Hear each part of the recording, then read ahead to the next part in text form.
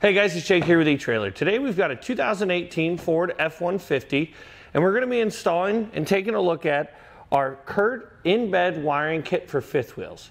Now adding a kit like this is going to give you the ability to plug your fifth wheel or gooseneck trailer into a bed plug that is essentially extended from your bumper plug.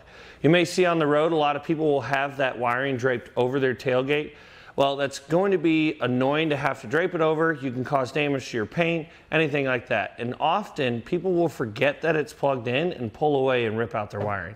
This is going to give you a lot easier connection point to be able to connect that wiring, keep all the stuff for the fifth wheel in the bed of your truck. This specific kit is going to come with the hardware for steel beds and for aluminum beds. So it'll come with self-tappers for steel bed, and it'll come with the rubber isolators for aluminum beds. And the installation is very straightforward. All you have to do is drill a hole here, run your wiring up, and that's it. It's a plug and play connection if you already have a 7-pole.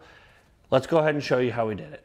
To start off our installation, we need to first look at where we're going to want our plug in the end. So we're going to want it inside the bed. And typically you're going to put your fifth wheel wiring on the driver's side of the vehicle, so when you're hooking up the trailer it'll be on the same side as the driver. So we're going to put it over there, which will eventually run up here. So we'll look at our 7-way plug, and you will have to have a 7-way in order for this kit to work. And we can start by removing our 7-way, which you need to just push this little tab in and pull out, just like that. And you'll notice on our T-connector that you'll have a male and a female end. So you'll take the end, it's the only end that's going to fit, and see those, they match. So we'll take the other one, connect it. You do want to, this is a good time to check your connections. Ours look pretty good, but if you have any corrosions, you might want to replace your 7-way. Slide that on. It's not going to click into place, but you definitely want to make sure it's seated. And then we'll take this end and route it up, and you just want to make sure you get it orientated the right way.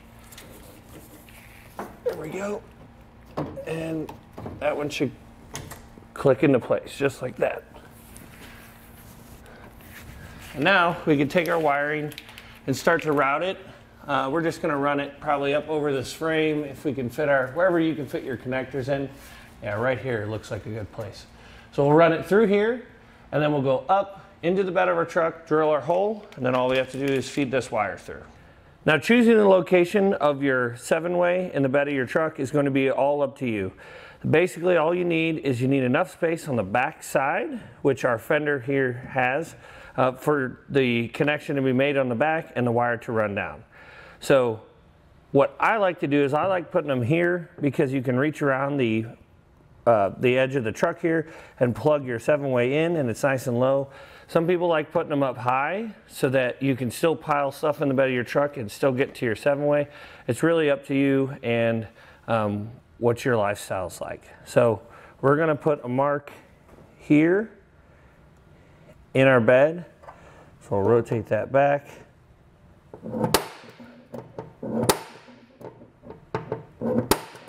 And that's where we're going to drill the center of our hole. So then our plug will be here.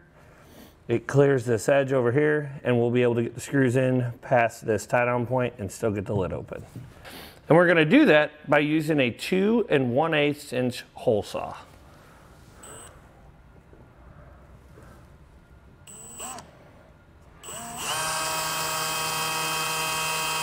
Now you want to be careful when drilling this hole because the aluminum will start to bite very quick. It's not going to take nearly as long as a steel bed would, and you don't want to punch the drill bit all the way through because you will make a dent on the outside fender.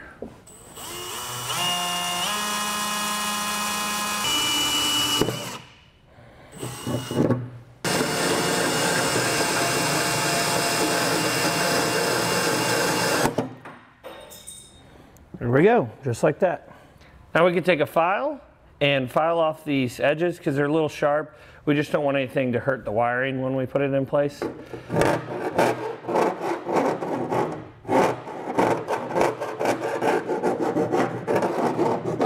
We're going to take a little bit of paint and coat this bare metal. It is aluminum, but we still don't want it to corrode.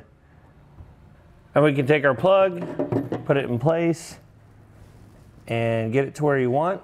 And we're going to take a 7/64 drill bit and drill ourselves some pilot holes.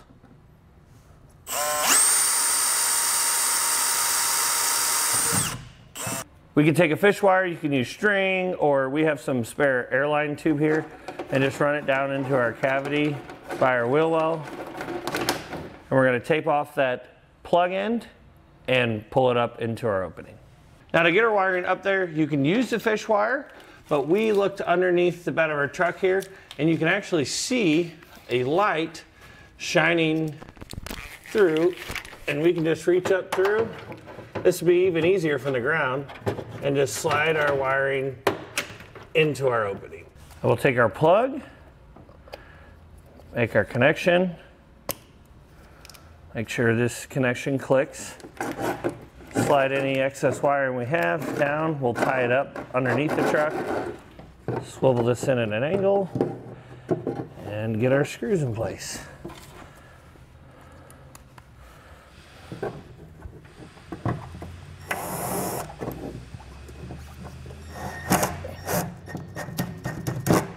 Now you do not want to bury these screws because you risk either stripping them out or breaking the plastic.